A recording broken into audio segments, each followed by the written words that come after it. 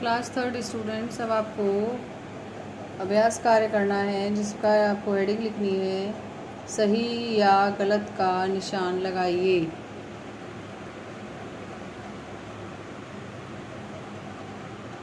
क है आपका वर्ण ध्वनि की सबसे छोटी इकाई है। सही। वर्ण दो प्रकार के होते हैं।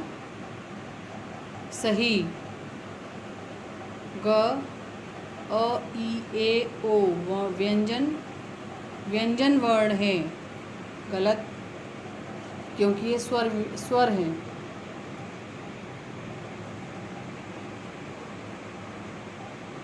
स्वर 15 होते हैं। गलत। मूल व्यंजन 33 होते हैं। सही।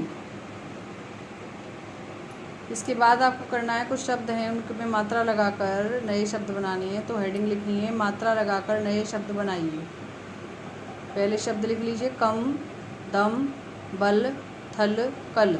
तो इनमें मात्रा नहीं लगी हुई है, ये सारे बिना मात्रा के शब्द हैं। इनमें आपको क म में जैसे शब्द ना कमी, काम, कौम। दम में दाम, दुम, दमा। बल, बाल, बिल, बले। थल, थाल, थैला, थाली। कल, काला, कली, कला। इसके बाद एक कार्य है जिसमें आपको संयुक्त व्यंजन, अनुस्वार, विसर्ग और अनुनासिक वाले तीन शब्द लिखने हैं।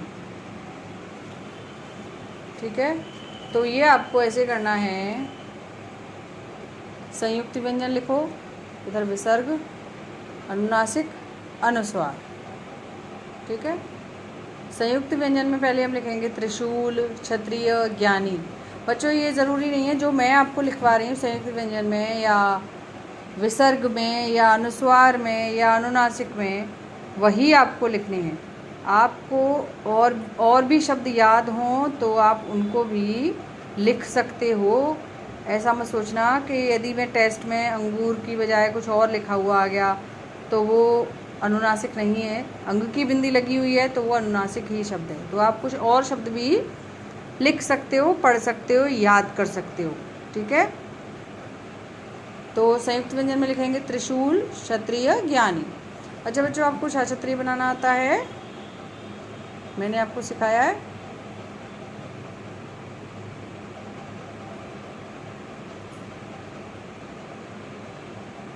ये देखो बन गया, ऐसे बनाते हैं, सुंदर सा बन जाएगा आपका भी।